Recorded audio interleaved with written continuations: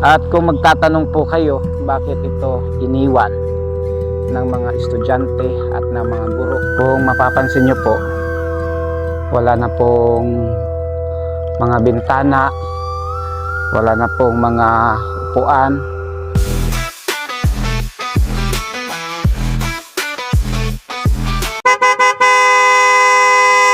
Magandang araw sa inyong lahat.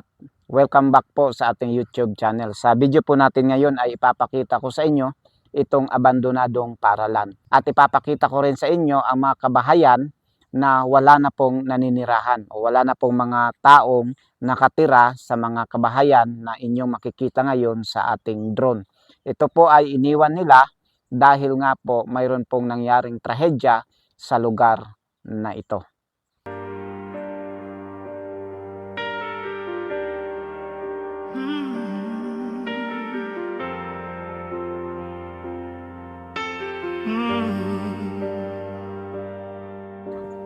Ngayon po ay papasukin po natin itong abandonadong paaralan at kung mapapansin nyo po medyo madamo na yung daanan at ito po ay nasa gilid lang mismo ng kalsada.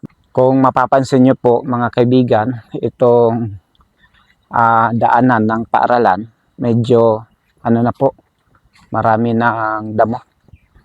Talagang naabandona na ang paaralan na ito.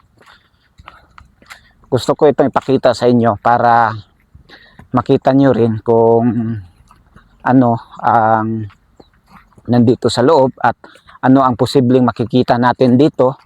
Mayroon pa ba itong mga gamit o wala nang mga gamit. Heto.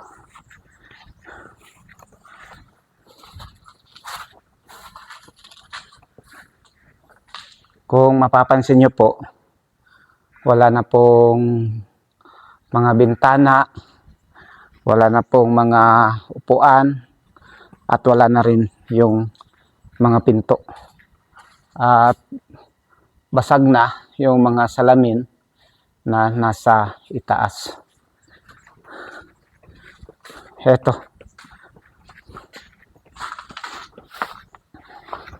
Dito naman banda. Ito ay wala na ring mga bintana at wala na ring mga kagamitan ng mga estudyante. Yun.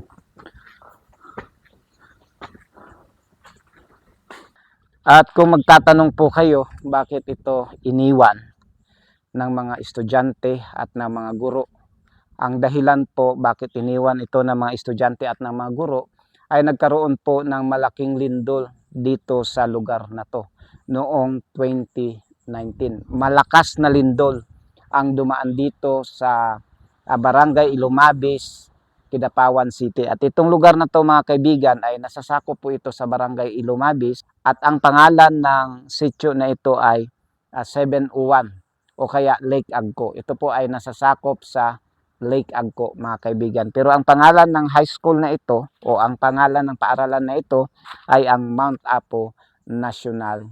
At ngayon mga kaibigan ay pupunta po tayo doon sa baba at ipapakita ko sa inyo yung mga kabahayan na nasira at iniwan na ng mga nakatira doon.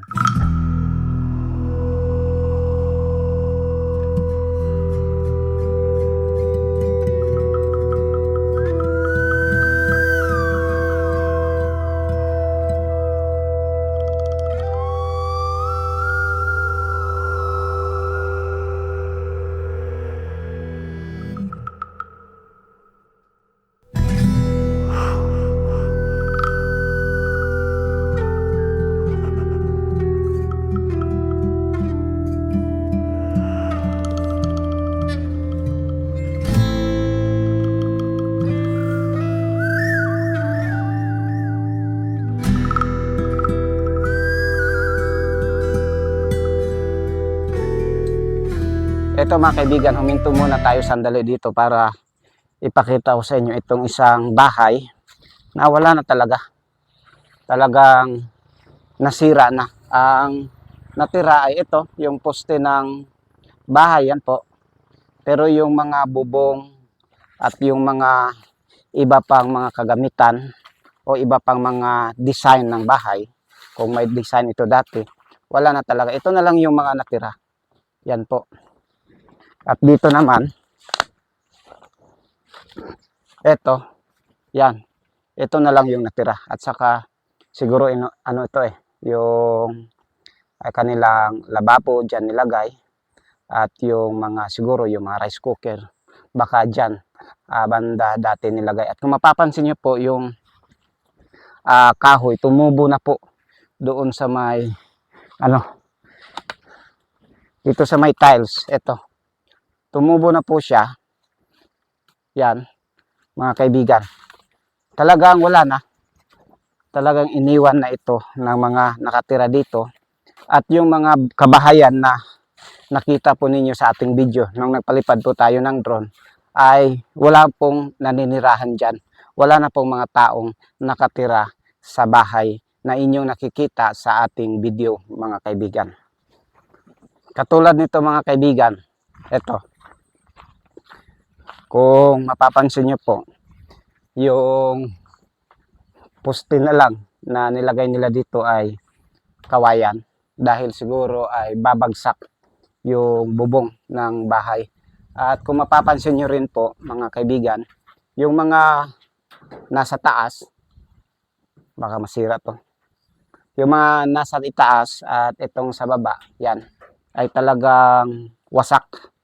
At dito naman banda, yan, wala na talaga. Wasak din ang bahay na ito.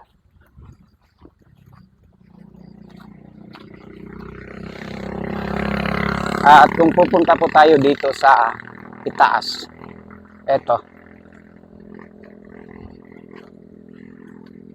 Yan. Wala na rin. Wala nang bubong at